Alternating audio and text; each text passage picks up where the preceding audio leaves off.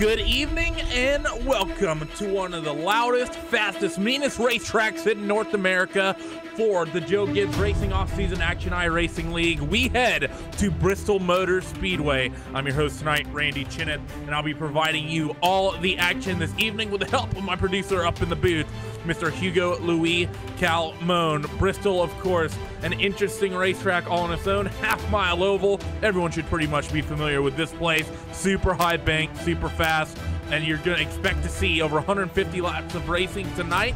A lot of tempers flared. I'm going to expect to see a lot of contact, handful of cautions, and maybe a few beaten, banged-up race trucks. Qualifying, just getting its way out there right now. Brian Boris Cook, he puts down the first quick time of a 14.565.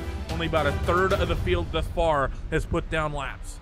Hope you have been enjoying this season thus far. This is now round number 5 of this 8-round championship, and this is when we start cutting down the drivers in the chase. 12 drivers come in to this one with a chance at winning this championship. Those 12 are Tony Mangi, Michael Guest, Brian Cook, Austin Green, Jason Miller, Steve Gottschalk, Scott Simley, Travis Sullenberger, Jose Gonzalez, Mike Kelly, Rhett McBride, and Patrick Colby. After tonight, 4 of those drivers will be eliminated, and we will be down to 8 as we head to Dover in 7 days' time. Austin Green, of course, last week won in this series at Circuit of the Americas, and he's going to be looking to hopefully repeat and maybe pull off another big victory in that number 43 machine. He is now on his first qualifying lap. You see up against the wall and actually gets that black wall on the outside in that 43 truck. Not going to be happy about that, and that means that lap's pretty much not going to count. Quick time has now transferred to Mr. Michael Guest with a 14.440.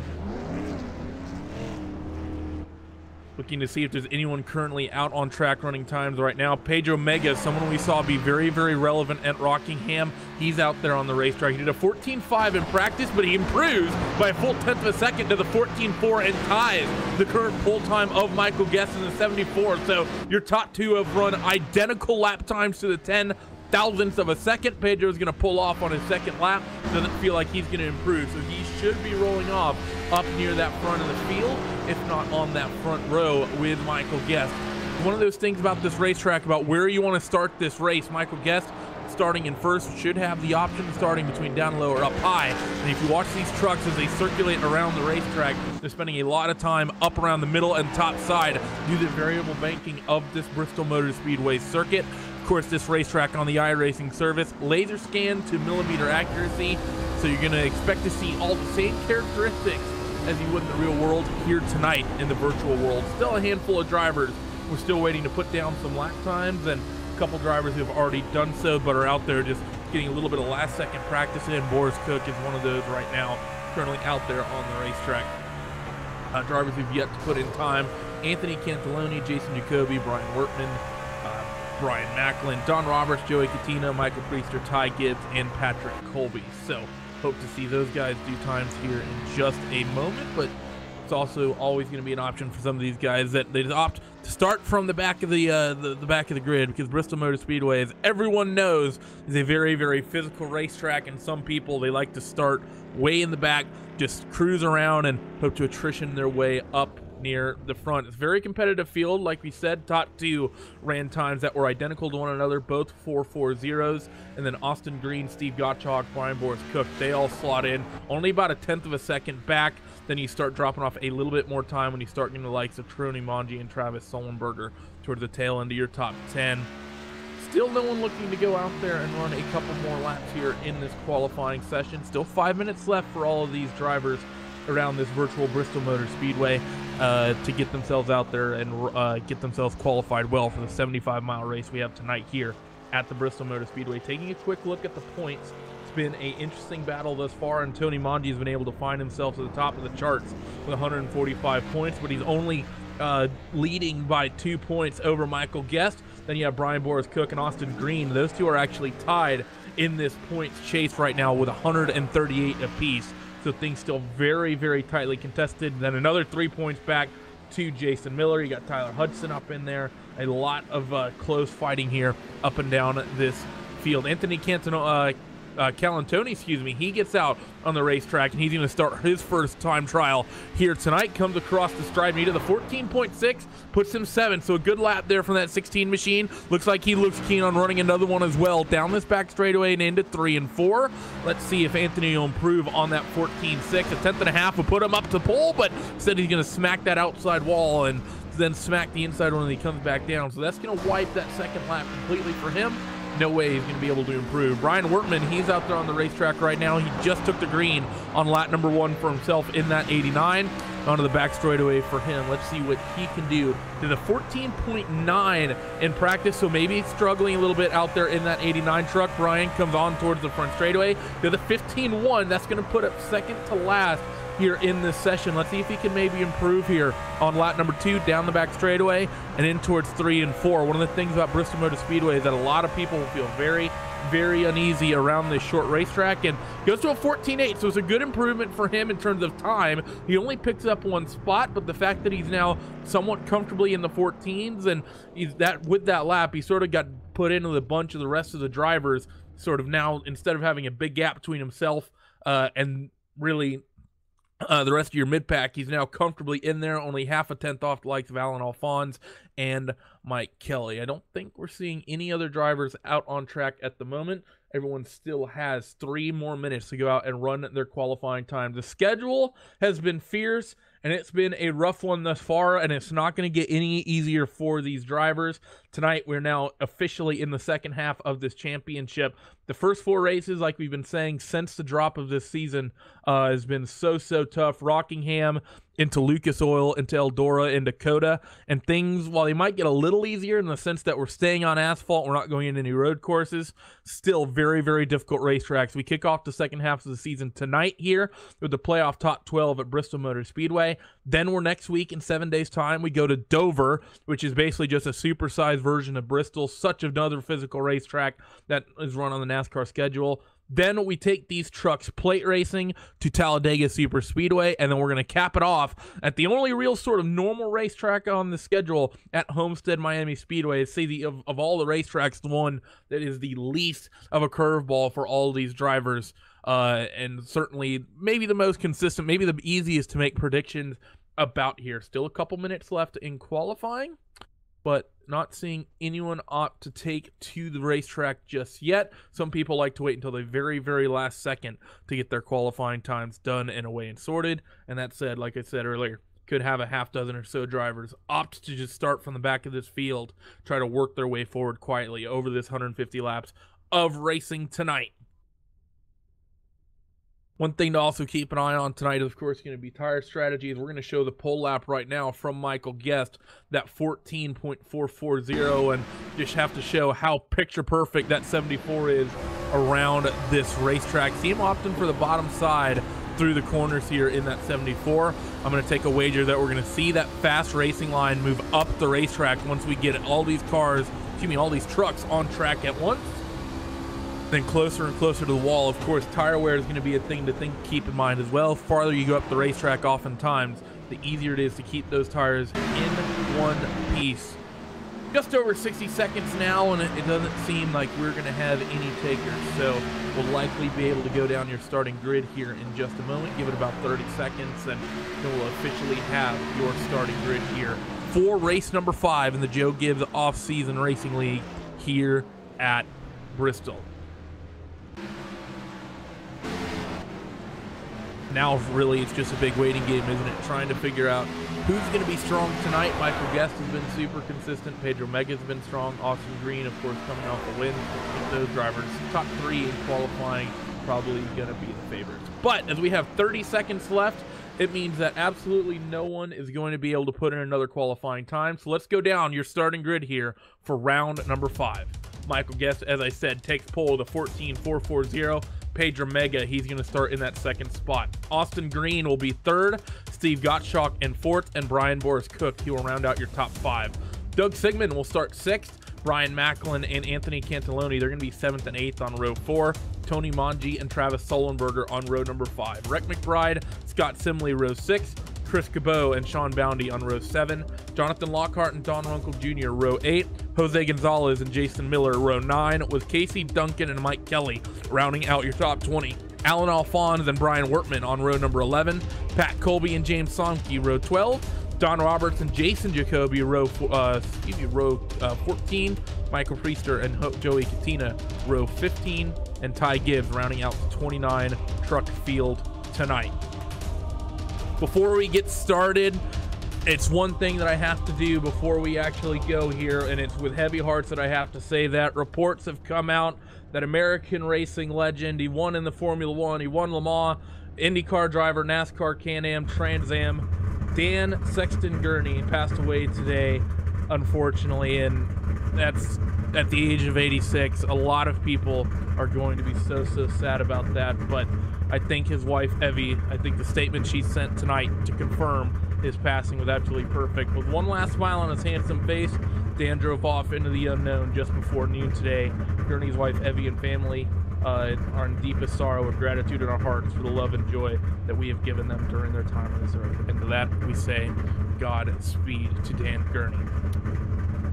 But with that, there's one way Dan would love to be sent off, and that's with some good, hard American-style motor racing around one of the classic American short tracks here at Bristol Motor Speedway. Grid is now getting set, and we're going to be off for 2 pace laps around this virtual Thunder Valley, and then we'll be going green for 150 laps of motor racing tonight. Michael Guest, we've seen him be strong, Pedro Mega be strong as well, and it's really just going to be a big lottery of who can get themselves a good track position here tonight to keep getting things started.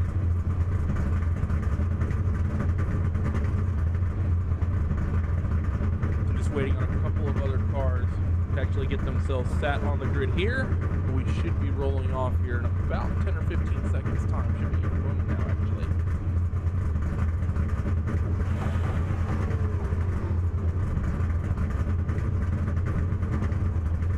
Trucks get themselves in gear, and now we are going to begin rolling off here. Thank you once again for tuning in, and they will follow that roof safety car around this virtual Bristol Motor Speedway for 2 laps, and then we will be dropping the hammer here for 150 laps of action tonight.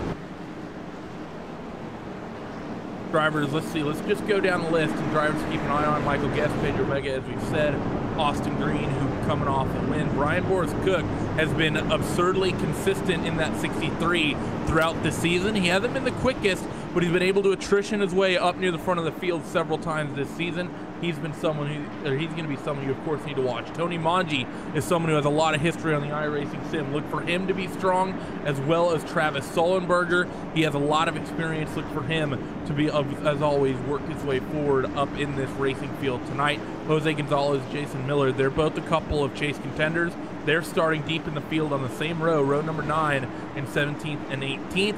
There is a good chance that they could end up working their way up this field as well. But with that, field takes themselves down this back straightaway for the final time here under the pace laps, and that iRacing virtual safety car will bring its way down on towards pit lane here at Bristol, and we are going to be putting the field in command of the 74 of Michael Guest. And Michael doesn't waste any time. He drops the hammer immediately, and we are green at Bristol Motor Speedway into 1 and 2 now for the first time. Michael Guest is fully clear here over those drivers in 2nd and 3rd place. See Pedro Mega working the top side wheel to wheel with Austin Green on that 2nd row. Fight for 2nd already heating up, and through lap number 1 already score complete. Laps, of course, can be ticked off very, very quickly here tonight. As down the back straight, they come once again to the top side of the racetrack, proving where you want to be. As Pedro takes that 2nd spot, Austin immediately hops up to the outside after losing that 2nd spot. Boris Cook in the background, fighting with Brian Mack, and we got a truck around. That's Anthony Cantaloni. That's going to bring out a yellow flag. Big contact, and he got a big impact from the 6th in a secondary incident. A lot of cars piled up in this one here early at Bristol Motor Speedway, and that's not the way you would have wanted to start this. It started with the 16, as we're getting a replay of this on your screen right now of the 16 machine of Cantaloni, as he just basically sort of straddled the scene at the top of the racetrack, and that, unfortunately for him, ended up sending him the wrong way. Calantoni is how you pronounce that. And just that one little mistake meant that he got sent around, and then the 6 machine just came plowed in. Really no way to get that truck stopped, and just caught that 16 machine as he came to a stop in the middle of the racetrack. So that is a very, very early caution here in this one tonight.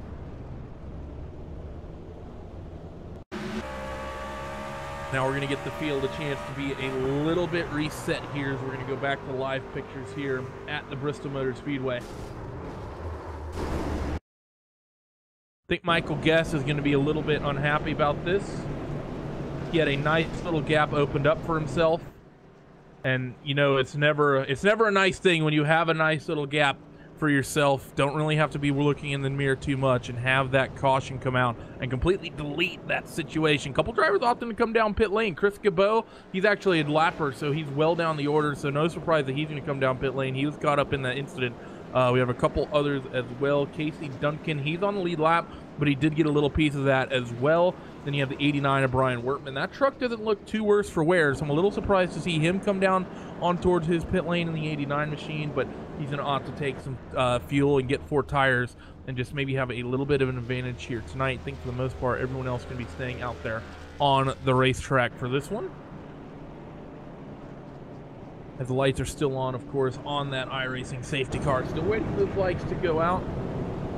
Should be getting wave arounds here because there are a couple cars that, due to the way the field's stacked up, are between the leader and the safety car. They're going to have to take a wave around at some point here in a moment, and then should be getting these drivers stacked up 2 by 2 once again and back to green flag racing, and that's not going to happen yet, so it's going to be at least a couple more laps and give all these drivers just got some early damage a chance to come down back towards pit lane and get things sorted. Just talking about that incident in itself, one of the interesting things about Bristol Motor Speedway, since it has that progressive banking up the racetrack that is steeper at the top than it is at the bottom, you have to be careful how you actually straddle those grooves, and we saw that 16 machine of Anthony Calantoni just straddled that top groove a little bit weird, and it really upset the truck, maybe also driven it in a little bit too hard and got a bit of wheel hop as well. Actually, that 16 machine just popped his motor, so what was looking like he might be able to get out back there on the racetrack, he just lost it, and that's going to be the end of his night. So unfortunate there for Anthony as he was coming back down on towards pit road, but it's just going to be unfortunate for him, but that's one of the risks you take, getting caught up in a big incident like that early, as the lights on the iRacing safety car now officially go back out, and we are going to be going back to green flag racing in half a mile's time. Michael Guest will be keen to get the green flag going once again and hopefully get the same start he did and open up a gap for himself.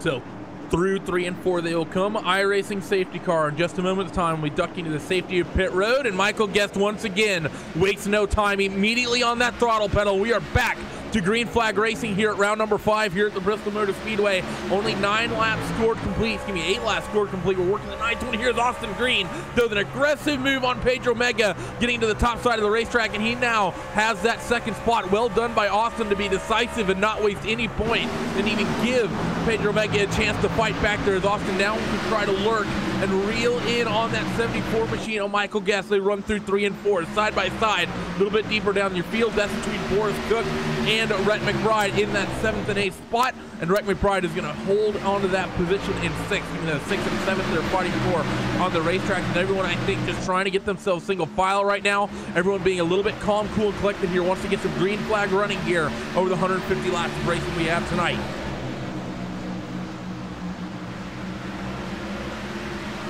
So down the back straightaway and into 3 and 4 once again for your race leaders as they run your top 10. Michael Guest, Austin Green, Pedro Mega, Steve Gottschalk, Tony Mongi. That's your top 5. And then Rhett McBride, Brian Boris Cook, Mike Kelly, Travis Sullenberger, and Jose Gonzalez. They round out your top 10. But that 10th spot right now is contested. 23, Jason Miller has the high line on Jose Gonzalez. And Jose does a good job pinching Mike up there to the top side of the racetrack. That's going to give him that spot now. The 52, though, that's Patrick Colby. He looks to the bottom, but nothing doing down there. They're going to be 3 wide behind for just a moment as everyone starting to get a little bit aggressive. There's that moment of a couple laps ago where everyone was relatively calm, but things just got a little bit more intense here in this mid-pack as everyone is slicing and dicing for positions on the racetrack. Jason Miller now picking up that spot.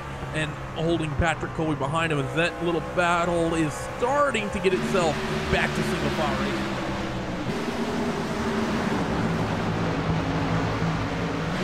Seeing a big breakaway already though for your race leader, Michael Guest. Austin Green looked like he had the speed to maybe keep tabs with that 74 truck, but didn't take long, and Michael Guest has opened up that margin. Austin Green has been fighting with Pedro Mega, trying to just slice and dice and jockeying for position here. As you're seeing Austin, he's opting for the bottom side of the racetrack. Everyone else pretty much going up high.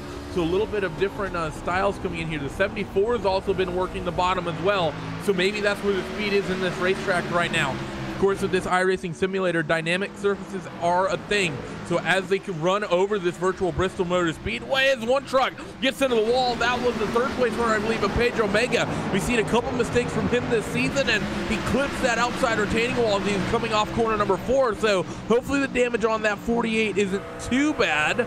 But still, one of the good things, at least about Bristol Motor Speedway, you can take a bit of damage and it won't affect you too much.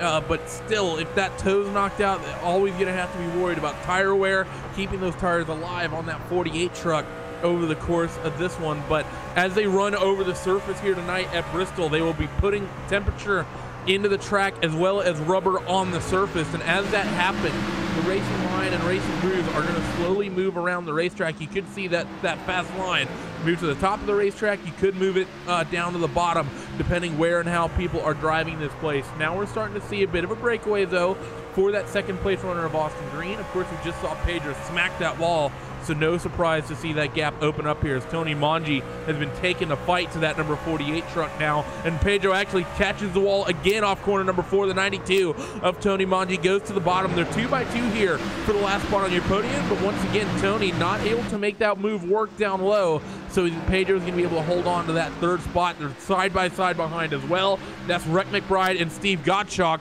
They were wheel to wheel for a moment. Now they get themselves single file. Rhett McBride ends up being the victor in that one, and Brian Boris Cook fighting with Travis Solenberger here. This is in the 8th spot.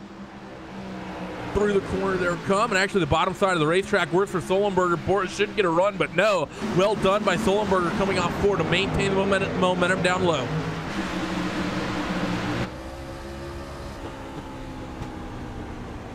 The Solenberger looking to get underneath the 91 of Steve Gottschalk. Well done by that double 6 machine as they come across start finish in towards 1 and 2. Solenberger really has 3 and 4 figured out here. He's made a couple of awesome moves down along the bottom of the racetrack, and how he moves himself up into the 7th spot. The 66 truck Travis on the move, looking nice and aggressive right now by able to make nice decisive moves here out there on your racetrack. And there's still a big gaggle of cars here toward the tail end of your top 4, top 5. Pedro Mega, Rhett McBride, they're fighting with each other, as is Mike Kelly. Mike actually just got the move done on those drivers, so he just took that 4th spot away, as what was at one point a 2 to 3 truck battle now turns into 6 or 7, as you have the likes of Mega, Rhett McBride, Travis Solenberger has reeled those 2 in, as well as Gottschalk, Brian Boris Cook. You have Jose Gonzalez lurking there as well. Brian Boris Cook back down to the bottom, gets around the 91 machine of Gottschalk to move Boris up into the 8th spot. He's going to now look to lurk and follow Solenberger through. I think Boris realizes that he can't get by that 66 just yet, but just letting that 66 truck be the pick and follow him through this traffic is going to be a fantastic maneuver here at the Bristol Motor Speedway. Pedro still, though, despite coming in contact with that wall several times, is still going to be looking to, he's just doing a good job of keeping his truck in the racing line and making it difficult for Travis to make a move anywhere. And you see all the racing line drivers are currently using right now. See some people running the middle, some people running the top, some people running the bottom, even when they have the racetrack all towards themselves. And even in this one pack, see about 10 or so drivers all picking different lines. The 66 moves that 48 up the racetrack. A good physical move from Travis, and he's going to come toward the door now with Pedro Mega in towards 3 and 4. We see the bottom of the racetrack on this side of the racetrack work for Travis. The last handful laps, but the tires maybe just going away a little bit as Pedro Mega is going to hold station on that top side of the racetrack. Still down low the 66, showing good momentum, and he knows it's ahead for just a moment. And in towards 3 and 4, going to be a complete lap side by side, and Travis is just going to get that 66 truck clear. Fantastic moving by him. Boris Cook now, he's going to look to make the same move and make the same move stick down there as he's wheel to wheel with Pedro, and Pedro's not going to be keen on getting freight trained right here, right now. As Boris, can he make the bottom side of the racetrack work as well as Travis? I don't think so, as they're 2 by 2 by 2 here. These 7 trucks all fighting wheel to wheel, and Boris still trying to fight around Pedro Mega, and Boris is eventually going to give it up. He sort of underdrove the corner here. Let's see if he can get a good run down on the back straightaway. No, Boris doing everything he can, but just doesn't have the speed along the bottom that Sullenberger did.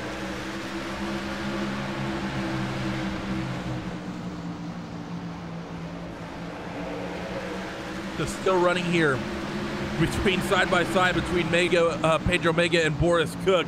Still fantastic driving as Pedro gets tight in the center of the corner. He clips the wall once again. I think Boris got a little bit nervous about that and rolled way out of the throttle, and because of that, Pedro gonna hold on to that 7th spot.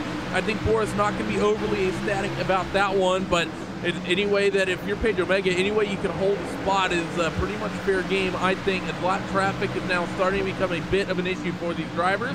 Michael Guest, Austin Green, and now Tony Mondi will sort of be the next in line to have to deal with some of the lap trucks on this racetrack. Laps are ticking off really, really quickly here tonight. Race leader working lap number 40 already of 150. We've only been green for about 10 minutes. So this one's going to be done and over with very, very quickly for all these drivers.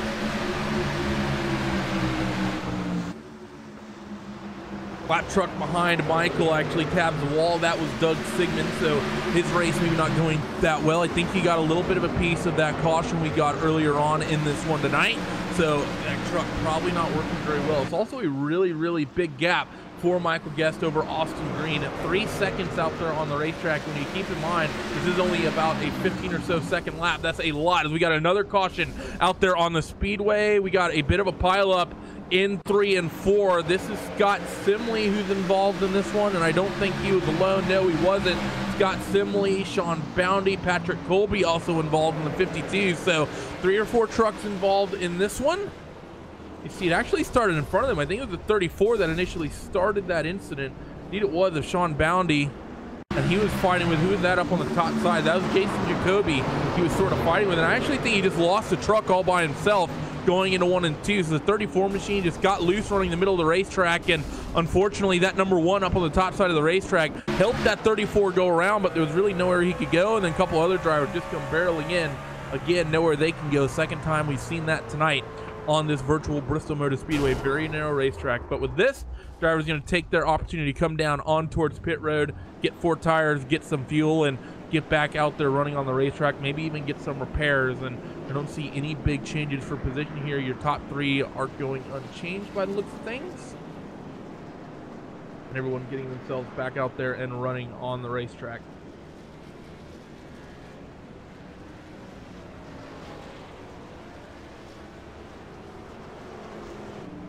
So a nice green flag run there in this one, considering the physicality that you can always get around the Bristol Motor Speedway. Good about 40 or so laps of running in that little sprint right there. Michael Priester is actually shown, or Priester, excuse me, is actually shown as your race leader, as well as Don Roberts. So them maybe not choosing to come down on towards pit road. Of course, one of the interesting things about Bristol, the fact that you have pit road on both the front straightaway and the back straightaway. So because of that, we can get some interesting sometimes a live timing will freak out as some people will pit, and then other people, they'll cross the timing being in the lead, and then they'll come down pit road, and that's exactly what Priester, Roberts, and actually Sullenberger did not come down pit road here, but now he's actually scored behind Michael Guest on my screen, so I think that's just live timing getting itself confused on my end.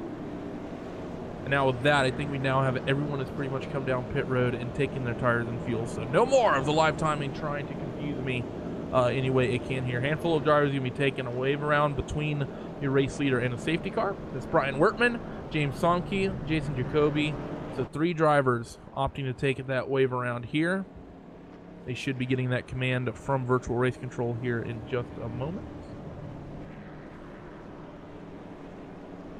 Excuse me, 4 drivers. Actually, they haven't just yet, so these guys still cycling themselves under caution in this one.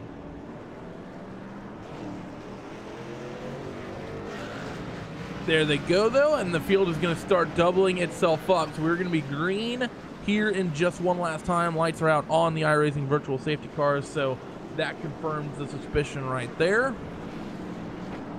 And that 74 of Michael Guest, who took the pole and has led every single lap of this one thus far, is going to be keen on doing what he's done up to this point, and that's wait for that iRacing safety car to come down on towards pit lane. And I suspect that 74 truck is going to be very aggressive on the throttle. Expect for him to jump early. iRacing safety car on the lane, and he does exactly that. Quickly on the throttle is a 74 Michael Guest. We're back to green flag racing here, approaching 1/3 distance. You also have Austin Green and Tony Maggi. They're fighting a little bit. Tony, I thought was going to be able to make that bottom side work, but not going to be paying off here. So Austin is going to hold on to that second spot as Tony Maggi. He's going to be fighting with the damaged Pedro Mega here for that 3rd place, but Pedro not quite having the speed. He's going to have to drop back, make it single file as Brian Boris Cook slots himself into the 5th spot.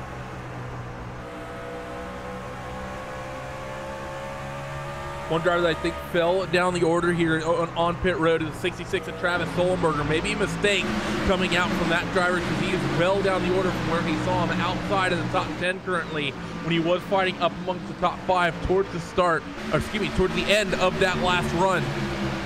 74 Michael Guest, though, doing exactly what he wants, starting to stretch away. Wheel to wheel for 5th place on the racetrack. That was Brian Boris Cook and Brian Macklin. They were fighting for that 5th spot. And Boris on the top side of the racetrack is going to reign supreme for now, but Macklin looks like he has good speed, and I suspect he'll fight back. Closes on Boris through the center of the corner and gets a fantastic drive to the bottom of the racetrack off of 1 and 2. So that 35 truck looks to the middle of the racetrack now. Boris works momentum up high, though. Because of that, Macklin, not much he can do, and one driver, that's Rhett McBride behind, gets a little bit put out there from Brian Macklin to roll way off the throttle, got a bit of a wiggle. So Brian needs to be careful. He's going to throw a move like that on Boris. I think Rhett won't be so patient once again. The lap still quickly clicking off here.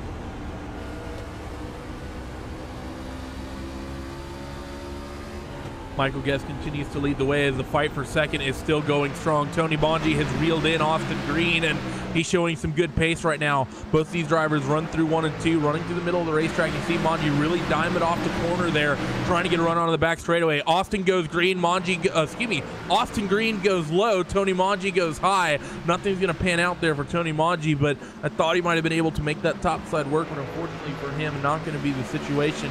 As on towards the back straightaway, they will come once again, as we're now officially over 1/3 distance. 55 now. Lap score complete and 145 left to go. 105 left to go in this one. Still a lot of close trucks out there on the racetrack. Green and Maggi, as I said, Pedro Mega and Boris Cook, they're still locked together running for this 4th spot. As the 48 is looking to just maintain that defensive line. It's difficult to pass around this virtual Bristol Motor Speedway that Boris is going to make his best attempt at it. Looks to the bottom of the racetrack for that 63. No momentum off the corner. He's going to have to just hold on to that 5th spot for now. Again, latches himself against the apron, but still no way to get a momentum advantage on that 48 truck is that number 63 Bitcoin machine. And on towards this front straightaway once again, still just locked together. Boris is definitely the quicker truck here, but it's so difficult to make passes stick. Can he maybe use this lap truck of James Somke to make a move? No, it's just going to force both of them single file up towards the top side of the racetrack. And still a little bit more lap traffic. Now there's Doug Sigmone that they're going to have to get through. So forcing everyone a little bit single file here, as Pedro is just still doing a brilliant job of holding off that number 63 machine of Boris.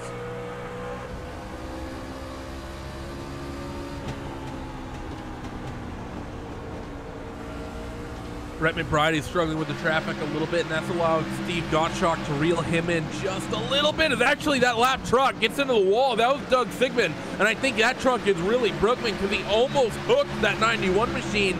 That would have been an unfortunate mistake there for the 06, but still doing a good job just out there logging laps and keeping that thing pointed the right direction out there on the racetrack. And that truck is a little bit beat up, as you can tell. Race trucks don't drive too nice when you get a bunch of damage on them. Fight for second is still hot, though, with Austin Green and Tony Maggi still doing their exchange of driving different parts of the racetrack. One side of the racetrack, one of them likes to go low, the other one, they'll try high. So these drivers trying to just look for speed anywhere they can to get any advantage they can out there on this speedway.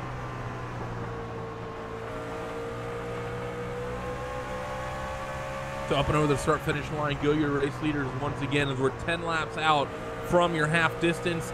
Drivers now firmly in and amongst the lap traffic, and really from here, if we get a good number of green flag racing, it's going to look like a bit of a sports car race, to be honest, as it's just a handful of trucks out there with big damage that are just logging laps, and it's just going to be a constant effect of traffic, lap after lap after lap after lap for all these drivers.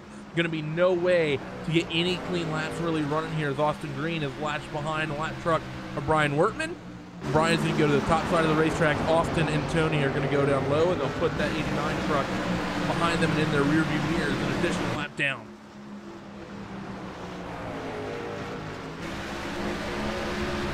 Pedro Mega's done a good job to break away from Boris by about a couple truck lengths. It's not much, but it might be enough for that 48.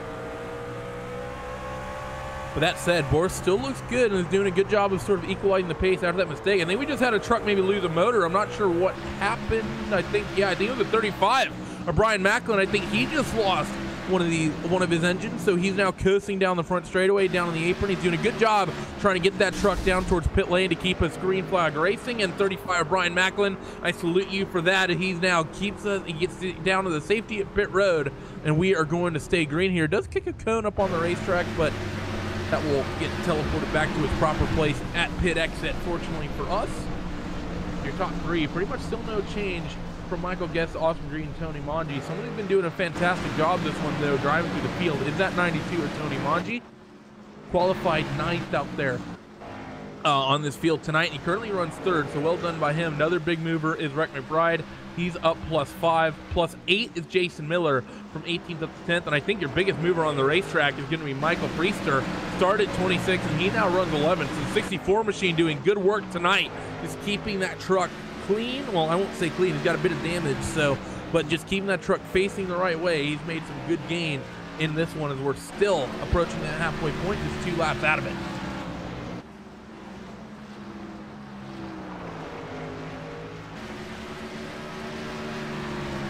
So, race leaders still dealing with some lap traffic. Now it's the 17 truck that Michael Guest is dealing with. That's Casey Duncan. You have a little bit of a fight happening here. These drivers actually aren't on the lead lap, so I take that back. But Austin Green's done a good job the last handful of laps to run away from Tony Manji just a little bit. Gotten all that little bit of that pressure off of him. These two were at one point locked together, pretty much nose to tail for basically the last 2 dozen or so laps since we went back to green flag racing. And now Austin's given himself about a 4 to 5 truck length advantage. And that's always nice to have around this very tightly contested Bristol Motor Speedway, especially as you're dealing with that lap traffic. A lot of our fights are starting to really spread out now. Jose Gonzalez and Travis Solenberger, though, are very, very close out there on the racetrack. 66 machine trying to move his way back up the order after making a mistake on pit lane. He fell back a handful of spots, and he wants to try his best to get up near that top 10 where he was running at one point. Down the back straightaway, they're going to come once again, and Solenberger lost a bit of ground due to some lap traffic, so it's going to be a couple laps for him until he can eventually get back up to that 26 machine and maybe start making a move again. But that 66 was hooked up earlier, and I suspect he'll be one of the competitive race trucks out there tonight if we can stay green. And even if we get a caution and we can get a little bit of a reset, we can just have a nice smooth pit stop here. Actually, we're going to get a caution right here, right now, waving out there on the racetrack. I think this came from your front straightaway, and I believe it might have been the 92 of Tony Manji. And indeed it was. So your 3rd place running truck at the time, dealing with some lap traffic. Let's see what happened to the 92. He was dealing with the 00. That was Don Runkle Jr. Just through the center of the corner, Don moved up the racetrack and Tony moved down. I think that was both trucks going the same bit of racetrack at the same time, and unfortunately that sent that 92 machine of Manji around. Tony's been having some good pace in these races the last handful of weeks, but unfortunately for him, luck has not been on his way, as once again he's on the wrong side of Lady Luck, and that's going to send him down the order. And now with a little bit of damage. Didn't really get the wall that hard, though. He sort of hit it the way you'd want to. Got the back end of the race truck, and really that shouldn't impact the way this car drives too much. Excuse me, this truck drives too much. But still going to be a big question mark in terms of, did he bend anything? Expect everyone once again to come down on towards pit lane for tires and fuel, and that's pretty much what we're seeing from all your leaders here tonight. Michael Guest, Austin Green, he rolls off. Rick McBride, I believe, may have stayed out. Pedro Mega came down pit road. Of course, still waiting for a handful of drivers in case they have to pit on that back straightaway.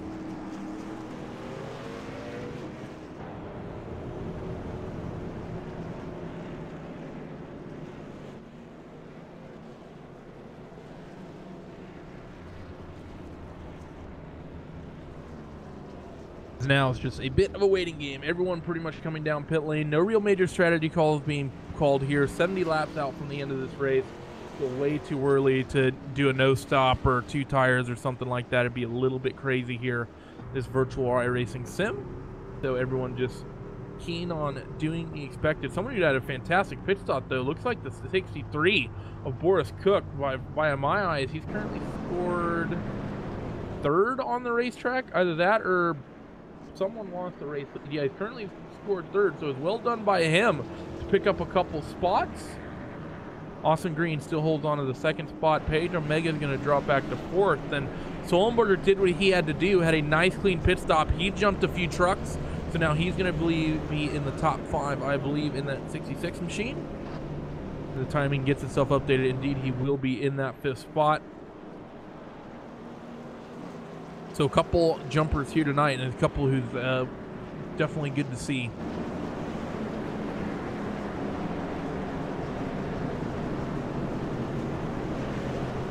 But with that, that is going to pretty much take us to the end of our pit stops. Might have a couple trucks that are coming down on pit road getting some repairs, but you're expected and usual service from everyone who's still out there and running on that lead lap. Still going to be out there and running, and, well, their pit stops are going to be complete.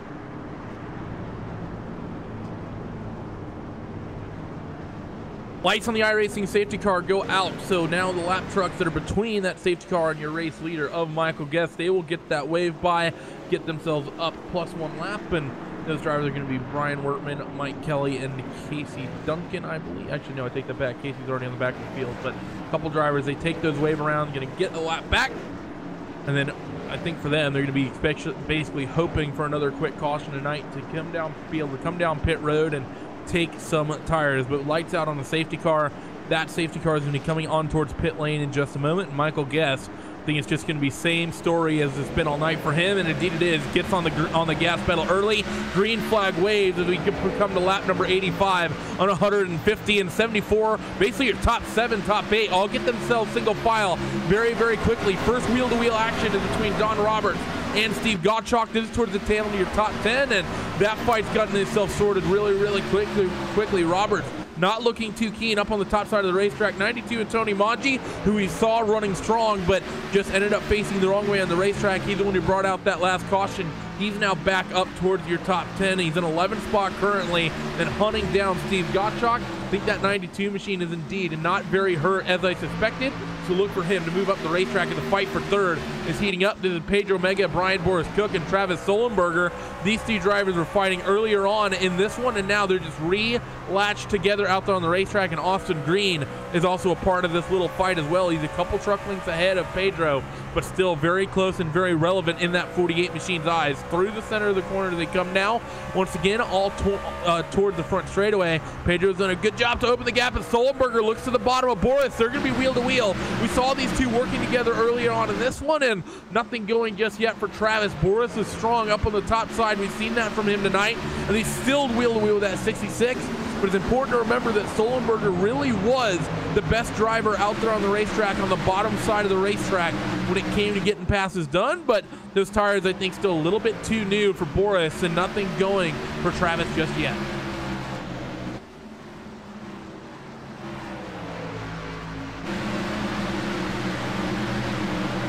So once again, in towards 3 and 4, Boris has sort of opened and maintained a little bit of a gap over Travis now, and that might be sort of the end of this battle for now, as Michael Guest is doing what he's done all night, and that's open up a good advantage for himself. These 2 that are running 1st and 2nd, they've been strong all night, Austin Green and Michael Guest.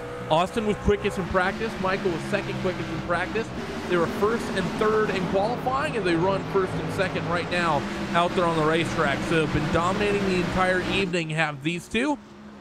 Michael may be a little bit frustrated that he can't be the quickest in practice, quickest in quali, and potentially have the chance to win the race, but I think the fact that he's running as strong as he is, he's just going to be happy with, to be honest. as we're approaching that 50 lap to go marker. We got a couple truck, I think it was a 66, just scraped that wall coming across the front straightaway. It wasn't a hard hit, but enough to at least make Travis think just a little bit, especially with the way that truck is handling tonight and the fact that he's ended up facing down towards the wrong end of this running order tonight. 92 of Tony Mongi still doing his best, trying to work his way up through this field. He's the quickest of any of the cars in front of them, really. He's in the the 15 twos. Everyone else is in the threes or so in front of him. He just dropped off a little bit that lap, the 23, 64, and 78. They're all close. That's Jason Miller, Michael Priester, and Rick McBride. This is for 6th, 7th, and 8th out there on the racetrack is cross start finish. You see, it's just one long line of cars here. That same fight I was just talking about, just as they run, Jason Miller, Michael Priester, Rhett McBride, Jose Gonzalez, Steve Gottschalk, Tony Mongi, Don Roberts, and all those cars, basically half a dozen of your cars, the entirety of the tail end of the top 10 here, just nose to tail out there on the racetrack. Down the back straightaway they come and in towards 3 and 4, closing in that 100 lap marker. So it's going to be 50 to go here in just under a minute. And in towards 1 and 2, this big gaggle of cars will come once again. Jason Miller doing a good job just keeping himself running out there on the racetrack. A cross start finish. So lap number 100 starts now, and it is 50 to go from here around Bristol Motor Speedway, and it could potentially be a very, very quick 50 laps of action.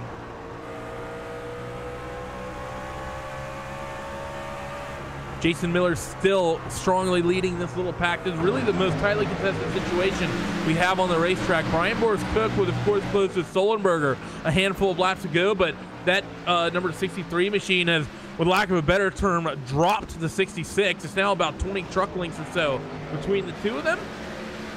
So because of that, that fight is now over and done with. It's actually Jason Miller is doing a good job reeling in Travis Sullenberger. We saw Travis clipped that wall a handful of laps ago, and I don't know if he maybe has damage or if it's just struggling to deal with the lap traffic, but that 66 not looking very quick out there at all right now as we're under 50 laps to go. This is the exact wrong point of the race where you'd want anything on that race truck to start behaving a little bit weird, as Jason Miller is going to struggle a little bit with lap traffic, but still going to be able to hold on to that spot, and he has reeled in Travis Sullenberger.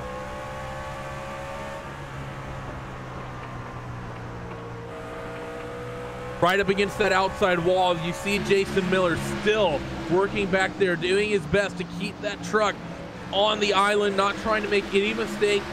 So many trucks behind him that are running equal pace. Travis very close to the wall once again across start finish. I think he may have even just kissed it. So he's really pushing the limits here in that 66 machine. And again, he taps the wall just the outside of the edge of the safety barrier, where it sort of juts out from the wall. So really just putting everything out there is that 66 truck, trying to open up a gap, as everyone's still in this little gaggle of cars from about 5th on to 10th. It's just running basically the same lap times, very close to one another. No one can really make any moves stick between the fact that everyone's so equal in pace and having to deal with lap traffic once every lap or two.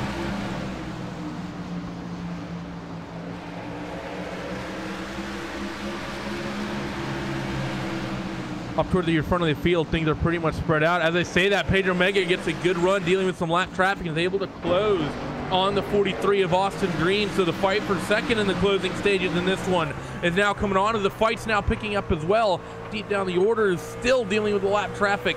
It's Jason Miller and Michael Priester. You see Casey Duncan up on the top side of the racetrack in the 17, trying to get his way out of the way of all these drivers. It stacked them up for just a moment, but everyone's running their way out there nice and clean still.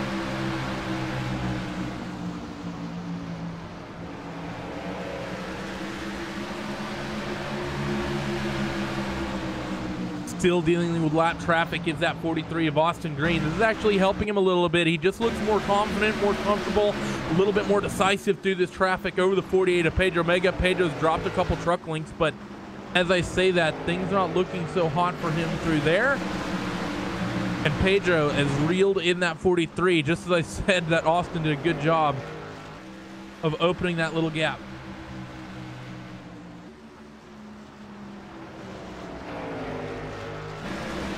Now up and off corner number 2 here, for Austin Green, still fighting with Pedro Mega so fiercely. There's still just a lot of people running somewhat single file, I think, wanting to get themselves to the end of this race. First wheel-to-wheel, though, was between Steve Gottschalk and Jose Gonzalez. That's not going to pan out for Jose. I think he might drop another spot at the 92, and Tony Mangi looks to the top side of the racetrack, and he's going to get that job done. So Tony Mangi is going to move himself up one place and going to put him into the top 10 and move Jose outside of that top 10. Tony's going to be happy about that on this bit of a recovery drive after that spin about 30 laps to go.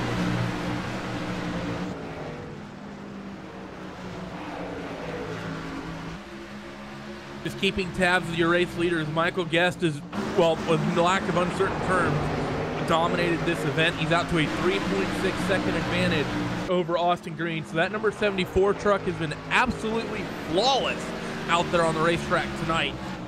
As we're approaching 30 laps to go here in the next couple laps. Austin Green and Pedro Mega, they're still, of course, close, separated by about half a second on the racetrack right now. Brian Boris Cook has been doing a good job behind those two, sort of been slowly reeling them in. I think Boris maybe a little bit better through the traffic, but as I say that, he dropped a couple tenths to him, and it's going to open that gap up just a little bit. Not sure if Boris is going to be able to reel those drivers in. Sullenberger sort of just quietly running in that 5th spot as Jason Miller is coming under attack from the 64. Michael Priester down along the bottom of the racetrack. 23 up along the top. Priester has the spot at the timing beam by a nose.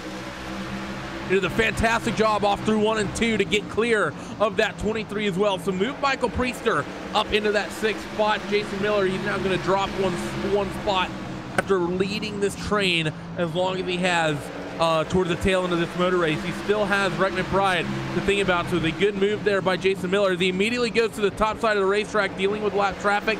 That's James Somke, and Michael Priester has just sprinted away from that 23 truck of Jason Miller after he got that job done, out about 4 or 5 truck lengths right now, and that gap is slowly growing.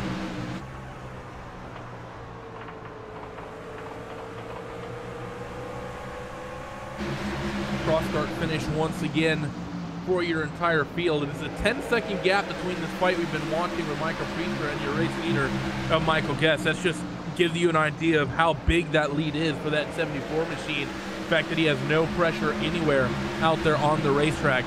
Travis Sullenberger has reeled in Brian Boris Cook a little bit the last couple laps. So Boris not having the greatest couple laps. That 66 truck has moved back up to the top side of the racetrack.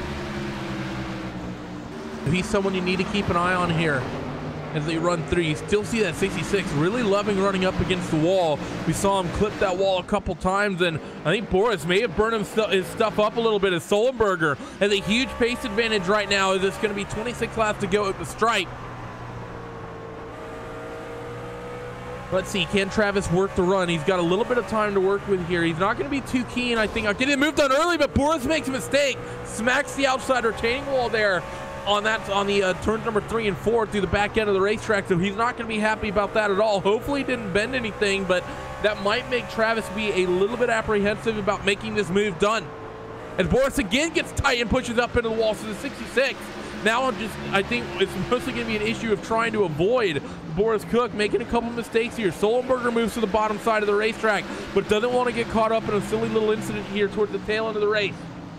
Towards 3 and 4 once again, and Boris again very close to that outside retaining wall all the way to the top side of the racetrack, wheel to wheel for a moment, but the momentum in favor of Boris.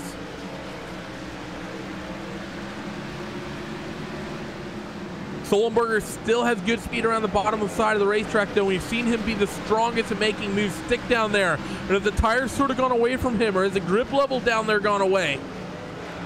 He doesn't look like he has the speed he once had. Doesn't look like he can be as decisive as he once was in getting a move done. And of course, lap traffic going to be something they have to worry about as well. Doug Sigmund, driver that he almost had a moment with a handful of laps ago, but he's going to be able to get through him cleanly this time.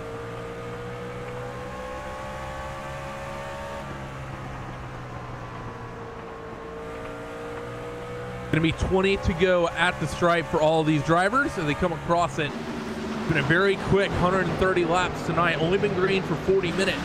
In this one, only had a couple cautions. So it's been a lot of interesting green flag races tonight. 23 machine of Jason Miller. He apparently got into an incident. No yellow though, so he spun off the racing surface. It wasn't actually a full spin. He was coming off corner number 4. Oh, and he had help. He got a little bit of a tap from Rhett McBride. He kept the truck pretty much facing straight. Just clipped that inside retaining wall. And because of that, we're going to stay green. But Jason Miller not going to be a happy camper about that whatsoever. But Rhett McBride says, you know what? That's Bristol, baby. I'm up +1.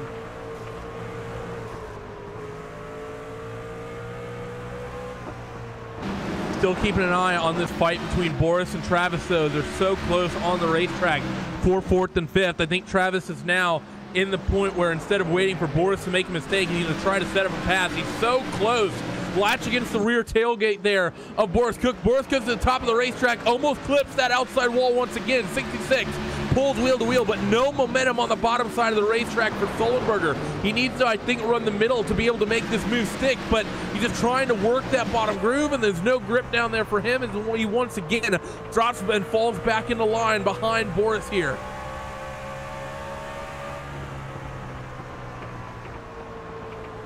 Once again, Travis, he tries the middle through the corner there, but still nothing going for him.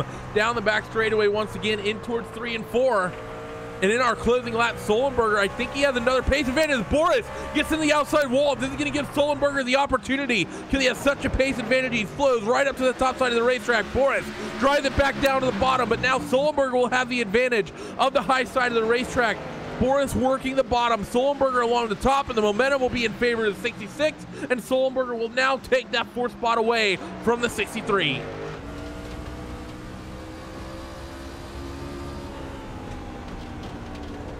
Closing in on 10 laps to go.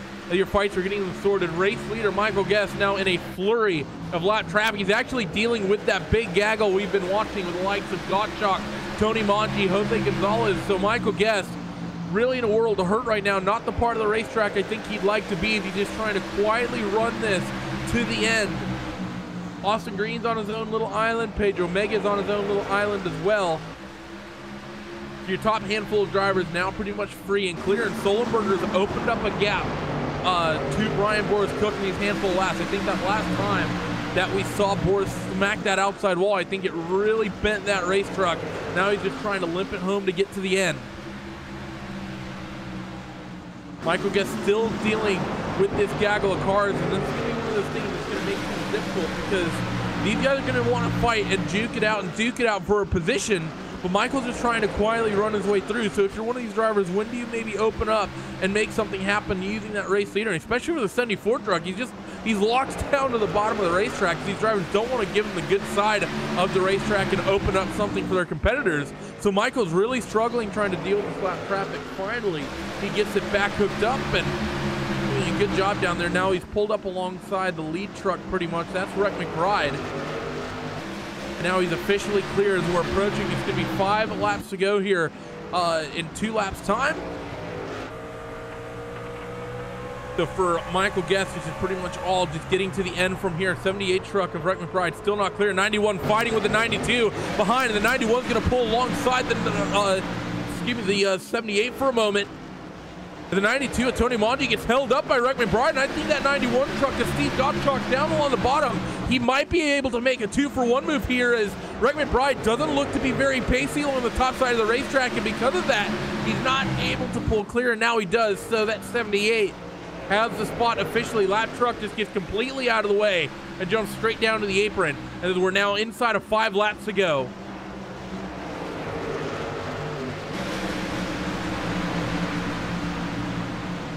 Rick McBride still holding on to this spot as Tony Mongi and Gottschalk are still wheel to wheel. Oh, a little bit of contact between those two. The 91 gets loose. Has to lift way out of the throttle, so Mongi muscles his way back up in towards that spot. And I have to say, Gottschalk not going to be happy about that. One truck we saw also get into the wall, that I think was Don Roberts. Towards the tail end of this little pack, he's going to drop a spot to Mike Kelly. Steve Gottschalk makes another mistake. He's down on the apron here, and that's going to drop him a lot of spots as he's dealing now with a little bit more of quicker traffic coming through. It's Austin Green getting in, slicing his way through the field here. But as he comes across the stripe, number 74 truck, who's been absolutely picture perfect, is going to take the white flag in this one. down into 3 and 4 for the final time, and Michael Guest, second quickest in practice, quickest in quality. He goes flag to flag here at Bristol Motor Speedway, leading pretty much all 150 laps. He dropped the lead for a moment under a caution during a pit cycle sequence, but besides that, spent every green flag lap leading this one here at Bristol. What a win it was for Michael Guest. Rest of your field pretty much bringing themselves through. Not a lot of close fights out there on the racetrack that haven't crossed start finish already, as fireworks are getting themselves now shooting off here. Where we suspect anyways, that 74 machine come out on the racetrack, do a little bit of celebration tonight.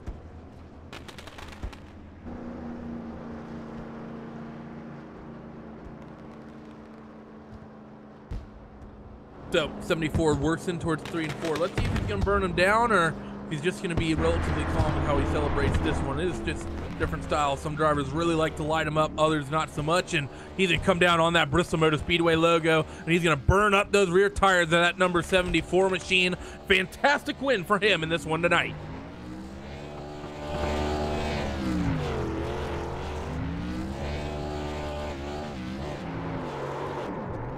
You know what? You dominate a race the way Michael dominated this one. I think you'd go out and do some donuts as well. Michael's going to call it quits. And with that, we're going to go down at your post-race results here after Bristol. Michael Guest, dominating performance tonight in 45 minutes and 48 seconds of racing. He will come away with the win. Austin Green is on the podium 2 weeks in a row after a win at Coda, and then second here tonight. Pedro Mega will finish third. Travis Solenberger fourth. Brian Boris Cook will finish fifth. Michael Priester in sixth. Tony Mongi seventh. Jose Gonzalez eighth. Reck McBride ninth. And Don Roberts, he'll round out your top 10. Steve Gottschalk will finish 11th. Jason Miller 12th. Mike Kelly 13th. Casey Duncan 14th. Brian Wortman 15th. Jason Jacoby 16th. Don Runkle Jr. 17th. Doug Sigmund 18th. James Somke 19th. And Patrick Colby will round out your top 20. Brian Macklin will finish in the 21st spot. Now we're getting into the drivers who have really had bad nights. 82 laps down for Macklin. Sean Boundy, 105 laps down, 22nd. Alan Alphonse, 108 in 23rd. Scott Simley, Jonathan Lockhart, Anthony Calantoni, he was one of those early cautions we saw, and Chris Cabot. They'll round out the 27 trucks who finished this one, and Joey Gattina and Ty Gibbs. Neither of them took the green in this one. But with that, we're going to go straight into our interviews here, and we quickly have the driver in that 74 truck out of that machine. We are stood by with Michael Guest. Michael, it was a dominant performance for you in this one. That 74 truck was absolutely hooked up. First round of the chase here tonight, and you come out with a stark performance and win it. How was that 74 machine out there? Oh, that was a blast of a race. First of all, I love the Sim 500 League. It's always a blast to run. These races always go green, and especially at Bristol, a track where you want to go green at to get the tire wear and everything in. It just made it a blast, especially with the dynamic track. This is one of the first races I've done on the dynamic track at Bristol. Wow, you can go all over the place. You can run on the bottom, the top, and the middle, and just be just as fast. Now, talking about that, Michael, you spent a lot of time dealing with lap traffic here tonight, and especially as we got towards the end of this race. I mean, you were the last 10 or 15 laps, you were sort of caught up in that big fight between those drivers in the top 10, and it just didn't, considering the lead you had, you were really struggling to make the move there down along the bottom of the racetrack. About how long did it take for the, how often did that fast line really fluctuate from the bottom to the top side of the racetrack? And you mentioned the dynamic surface. Was it the surface? Was it the tires? Or how much of a combo of both was it tonight that we saw that racing line really move around this racetrack?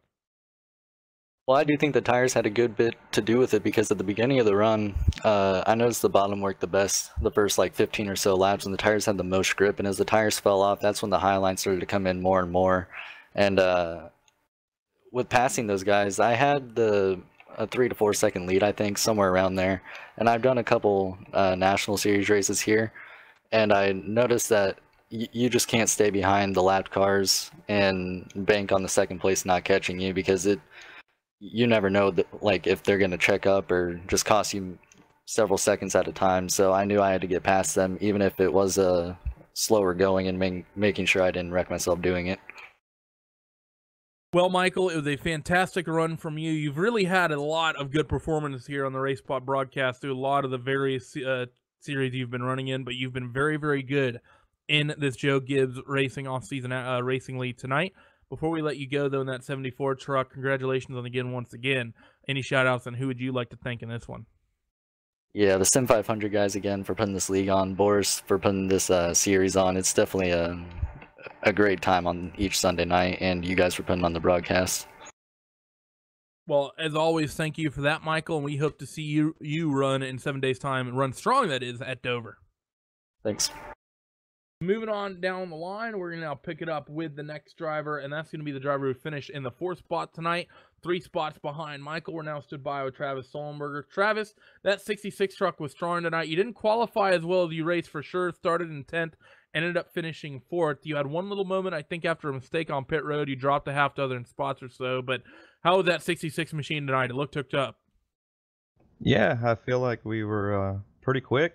Bristol's not normally a track that I think of myself as being good at, but towards the end of the runs, I was tracking people down pretty good. I don't know, you couldn't tell the difference being in the truck of how people were getting through the corner early to know how they were using their tires, but I didn't feel like I lost a whole lot on the short run, but definitely on the long run I felt better. Now, you mentioned the fact that you did a good job reeling people in. At the end of the race, you had a fantastic fight with Boris Cook, and Boris was making a couple mistakes. We saw him get into the outside wall, I think, close to 10 times or so in the last handful of laps.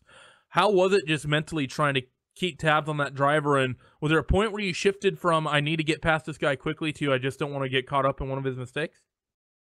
No, the whole time, I just wanted to get by him. You know, I was pretty far behind him whenever I caught him, and he was running somewhere between the bottom and the middle lane, and I had been running the top for quite a while.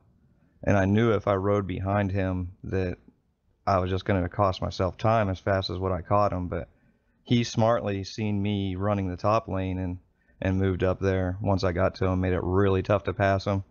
It was one of those mistakes with him getting into the wall on the front stretch that left me kind of pile the thing down into the corner and slide up in front of him was what got me by him.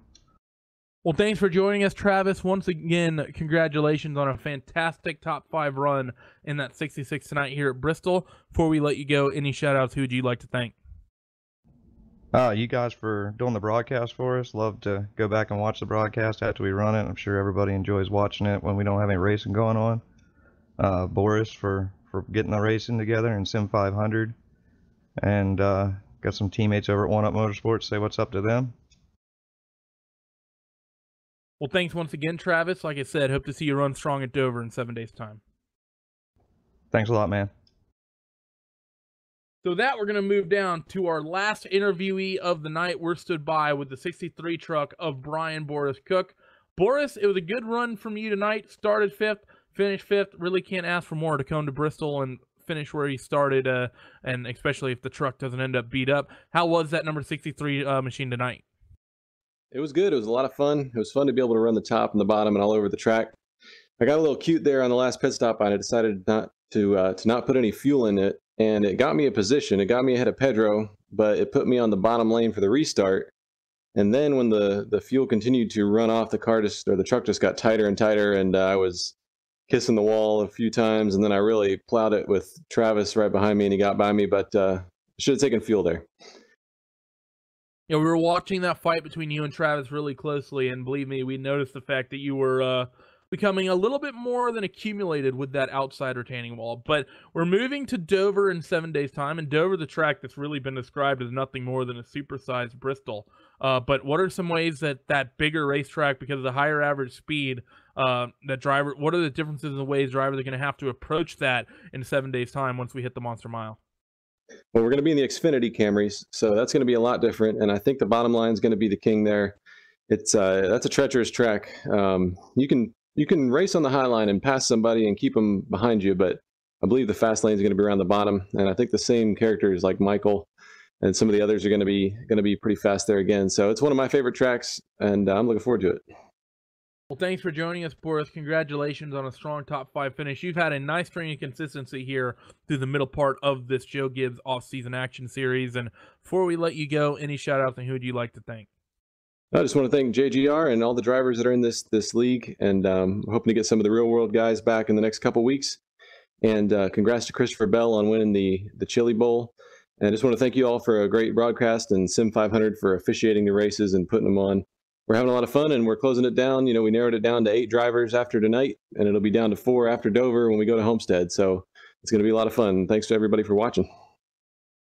Thanks for racing again, Boris, and once again, thanks for all the effort you put into getting this thing going. Hope to see you run strong next week. Thanks, guys. Have a good night. I will certainly try, and I know Hugo will as well.